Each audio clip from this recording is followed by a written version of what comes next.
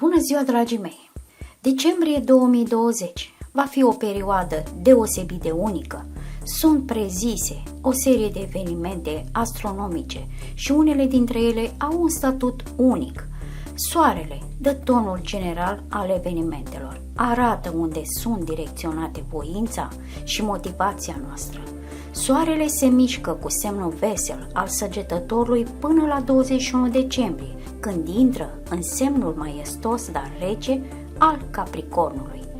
Între 1 și 7 decembrie, datorită influenței lui Neptun, unele zile pot fi haotice. Nu va fi ușor să separ ficțiunea de realitate. Este o perioadă bună pentru oamenii creativi și dificilă pentru gânditorii raționali.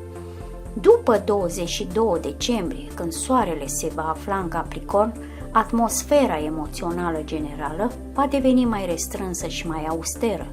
Atenția noastră se va concentra pe rezumatul rezultatelor anului. Oricât de strălucite ar fi, va fi dificil să ne abținem de la autocritică. Soarele împreună cu Mercur va afecta a doua jumătate a lunii decembrie și începutul lunii ianuarie 2021. Mercur este planeta conexiunilor, contactelor, informațiilor, comunicațiilor, călătoriilor și tehnologiei. Eclipsa totală de soare, care are loc în timpul lunii noi din Săgetător din data de 14 decembrie, va avea un efect pozitiv asupra educației, autorităților, dar trebuie să ținem cont de faptul că o eclipsă de soare poate umbri semnificativ efectul lunii noi. În mod tradițional, oamenii în această zi vor simți o anxietate crescută. O exacerbare a tulburărilor mentale poate fi observată în societate. Noi, la fel ca strămoșii noștri, suntem complet dependenți de soare. O eclipsă totală a sursei principale de lumină naturală va fi percepută foarte greu de mulți. Cu toate acestea, un fenomen cu adevărat serios ne așteaptă înainte. Acesta este Marea Conjuncție, care va avea loc pe 21 decembrie 2020. Jupiter și Saturn se vor uni la 0 grade 29 minute vărsător. Astrologii cred că pe 21 decembrie, pe lângă așteptatul solstițiu de iarnă, va avea loc o mare apropiere a lui Jupiter și Saturn în zodia Vărsătorului. Ceea ce face ca acest fenomen astronomic să fie grozav este că planetele vor fi la o distanță apropiată una de cealaltă. Această conjuncție este asociată cu o schimbare a epocilor, cu o schimbare a relațiilor socio-economice, o schimbare a modului de viață și uneori cu o restructurare globală a societății. Luna decembrie se va încheia cu luna plină în Rac, pe data de 30 decembrie. Efectul său se va simți în primele 14 zile din ianuarie 2021. Această lună plină este importantă pentru semnul Racului în special. La luna plină, soarele va intra în contact cu Mercur în Capricorn. Mercurul, planeta comunicării și a mișcării, va fi în limitări. Se pare că vor exista reglementări și restricții oficiale în ceea ce privește Crăciunul și Anul Nou. În decembrie, în viața balanței, va domni pacea. În această lună a anului nu te așteaptă niciun succes special sau mari schimbări, dar va fi un moment de a te bucura pur și simplu de viață și de a fi fascinat de propria ta muncă profesională. Chiar dacă nu ți-a plăcut până acum locul tău de muncă, acum vei începe să vezi marile avantaje. Poate de aceea vei funcționa atât de bine. Chiar și colegii de muncă vor observa că ceva s-a schimbat. Balanța fluieră, zâmbește și nu petrece la fel de mult timp flirtând cu colegii, ci doar se concentrează pe responsabilitățile sale.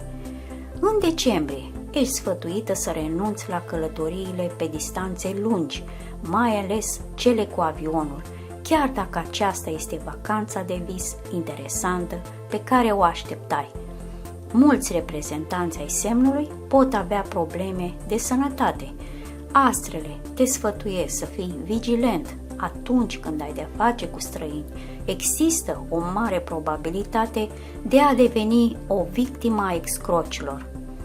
Prima jumătate a lunii va aduce treburi acasă, forfotă, eventual probleme financiare. Vei cheltui mult, dar în același timp banii vor proveni în mod regulat din diverse surse de venit. La sfârșitul anului s-ar putea să fie necesare brusc fonduri pentru achiziționarea articolelor de bază și a confortului casei. La sfârșitul lunii, idei noi și oameni interesanți vor izbucni în viața ta pentru a te ajuta să transformi cele mai neașteptate idei în realitate. Viața va deveni dinamică, dar spre sfârșitul lunii te așteaptă și câteva dezamăgiri. Va trebui să-ți ajustezi puțin planurile și să renunți la câteva idei. Natura excentrică și aventuroasă a unor nativi va juca o glumă proastă cu ei. Frauda financiară nu va trece pe lângă autorități și vă veți găsi afectat. Va trebui să căutați urgent un nou loc de muncă. Partenerii pe termen lung sau prieteni apropiați vă vor ajuta în acest sens. Nu trebuie să refuzați ajutorul celor care nu sunt indiferenți. Poate că soarta va trimis special un astfel de test, astfel încât să găsiți în cele din urmă ceva de făcut. Începutul lunii este un moment bun pentru a începe o relație serioasă dacă ești singur. Astrele îți recomandă să te uiți mai atent la prieteni. Poate printre aceștia există o persoană de încredere cu care va fi posibil să construiești o relație puternică și armonioasă. Dacă ești căsătorit, împreună cu soțul sau partenerul, vei forma o echipă puternică și eficientă, mai degrabă decât un cuplu de iubiți pasionați. La mijlocul lunii decembrie, balanțele familiare, cel mai probabil, nu vor putea evita conflictele familiale asociate cu neînțelegerea și subevaluarea. Partenerul va fi clar nemulțumit de tine, dar nu te vei grăbi să-i demonstrezi ceva. Încăpățânarea și egoismul tău pot duce la o despărțire. Prin urmare, dacă dorești să eviți despărțirea, ți se recomandă să devii mai flexibil în raport cu persoana iubită. Adaugă un pic de fantezie și vei putea demonstra că atunci când vrei poți fi imprevizibil, ceea ce îl va surprinde și fermeca pe partener. Iarna, vei experimenta disconfort stomacal. Dacă nu răspunzi la timp la semnalele de alarmă provenite din corp, vei putea declanșa boala, care va duce în cele din urmă la un pat de spital.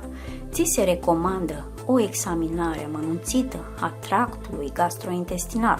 Un gastroenterolog te va putea ajuta să faci față bolii alegând o dietă echilibrată.